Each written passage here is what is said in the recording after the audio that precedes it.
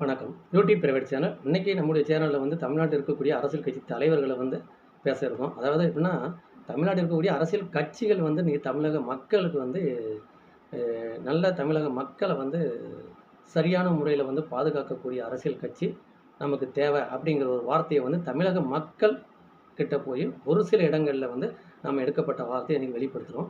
அதான் காலங்காலமா எவ்வளவோ ஒரு அரசியல் வந்து தமிழ்நாட்டுக்குள்ள நடந்திருந்தாலுமே, இன்னைக்கு இருக்கக்கூடிய காலகட்டங்கள்ல உங்களுக்கு தமிழ்நாட்டுக்குள்ள எடுத்து பார்த்துட்டீங்கன்னா, காமராஜர், அண்ணா, கலைஞர் மு. கருணாநிதி, புரட்சித் தலைவர் எம்ஜிஆர், செல்வி ஜெயலலிதா அவர்கள். இந்த மாபெரும் தலைவர்கள் இருக்கக்கூடிய அந்த காலகட்டங்கள்ல கூட பார்த்தீங்க அப்படின்னா, தமிழக மக்களுக்கு வந்து தொண்டுகள் செய்வதில வந்துட்டு நல்ல ஒரு மக்களுக்கு தேவையான ஒரு தொண்டுகள் வந்து அவங்களால கூட அன்னைக்கு செய்ய முடியல. காரணம் என்னன்னு கேட்டீங்கன்னா, அன்னைக்குள்ள காலகட்டங்கள்ல வந்து அ செய்ய முடியலங்கிற வார்த்தை வந்து எல்லாமே அதத்தான் வெளிப்படுத்துவாங்க.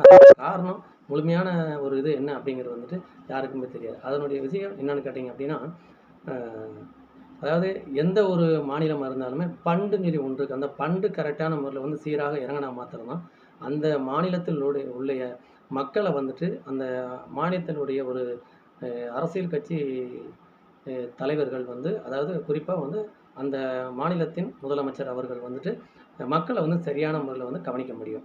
இந்த பண்டு சீராக வர முடியலன்னா, எந்த ஒரு அரசியல் கட்சி தலைவர்கள் அவங்க எவ்வளவு நல்லவங்களா இருந்தாலுமே, அவங்களுக்கு அந்த மாநிலத்தில வந்து கெட்ட பேர் நெறைய கிடைக்கும் அப்படிங்கிற வார்த்தை அதுக்குள்ள இருக்கு. ஆனாலும் இன்னைக்கு அந்த மாரி தான் நடந்துகிட்டு இருக்கு.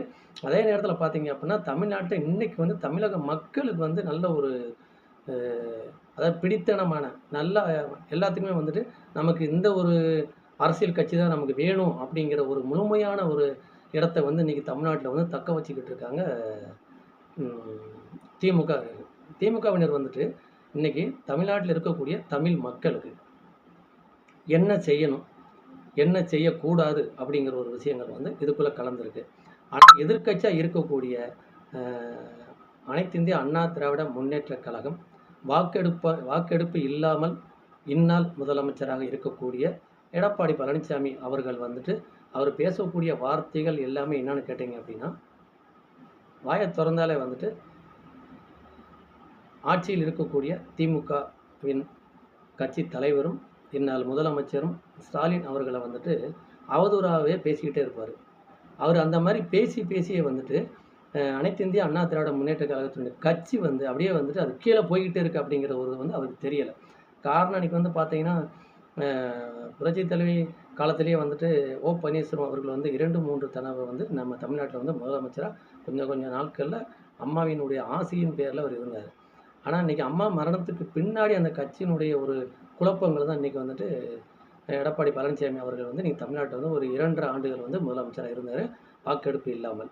அப்ப இன்னைக்கு அவரு வந்துட்டு எப்படியாவது நாம வந்து இத தக்க வச்சுக்கிறணும் அப்படிங்கிறதுனால வந்து அவர் பேசக்கூடிய வார்த்தைகள் எல்லாமே வந்து அவதூறா பேசுறாரு. இது தமிழக மக்கள் அனைவருமே நல்லா கேட்டுக்கிட்டு இருக்காங்க, பார்த்துக்கிட்டு இருக்காங்க அப்படிங்கிற முறையில வந்து பார்த்தால், இன்னைக்கு தமிழக மக்கள் இடத்துல வந்து அ செய்கின்ற வேலைகளும், தொண்டுகளும் ஒவ்வொன்றுமே வந்து காலத்திலும் மாறாத ஒரு ஆற்றல் வந்து இன்னைக்கு அ திமுகவினர்கள் வந்து தமிழக மக்களுக்கு செஞ்சிருக்காங்க அப்படிங்கிற ஒரு வார்த்தை இதுக்குள்ள இருக்கு. அப்போ 2026 தேர்தல்ல வந்துட்டு வெற்றி யாருக்கு அப்படிங்கிற ஒரு வார்த்தைகளுமே வெளிப்படுத்த நம்ம ரெடியா இருக்கோம் அப்படிங்கிறத வந்து தெரியப்படுத்துறோம்.